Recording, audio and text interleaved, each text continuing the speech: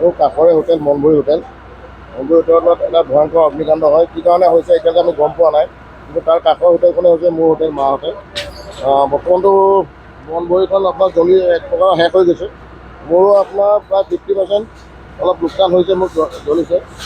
আৰু এতিয়া ভিতৰলৈ বৰ বিশেষকৈ সোমাব পৰা নাই, কিবা ধোঁৱা ধোঁৱা হৈ আছে।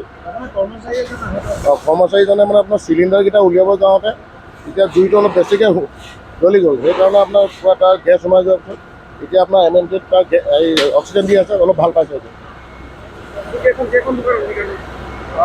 এতিয়া 3খন দোকান মানে সম্পূৰ্ণৰূপে মনভৰিটো শেষ হৈ গৈছে। বাকী দোকানত মানে 50% জ্বলি গৈছে।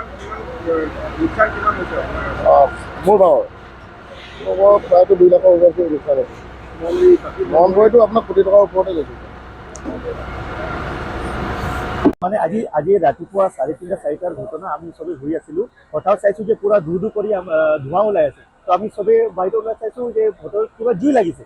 জুই লগা অৱস্থা চাই আমি লগে লগে ফায়াৰ ব্ৰিগেডক আৰু থানাত ফোন কৰিলো। আধা ঘণ্টাত ফায়াৰ ব্ৰিগেড আহিছে, এটা কৰি প্ৰায় 6টা-7টা মান ফায়াৰ ব্ৰিগেড আহিছে। চবে লাগি মেলি জুইটো নুমাবলৈ চেষ্টা কৰিছে।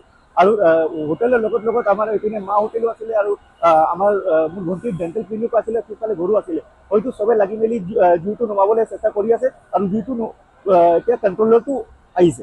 প্ৰায় 3:30-4টা বজাৰ আছি মনভৰি হোটেলত জুইটো লাগিছিলে। সেইটো বিয়পি পুৰা ধৰি লৈছে। মানে একজেক্টলি ক'ব পৰা নাই, কিন্তু যিমান চাইছো আমি শ্বৰ্ট চাৰ্কিটৰে আশা কৰি আছো। মানে শ্বৰ্ট চাৰ্কিটে হৈছে, বেলেগতো কিবা তেনেকে লগা নাই।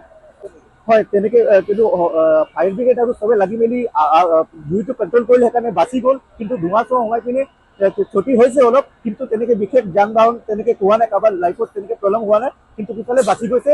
পুলিচ আৰু ফায়াৰ ব্ৰিগেডে লাগি মেলি বৰ ধুনীয়াকে গোটেইটো কণ্ট্ৰলত আনিছে। নাই, তেনেকে কোনো আহত হোৱা নাই।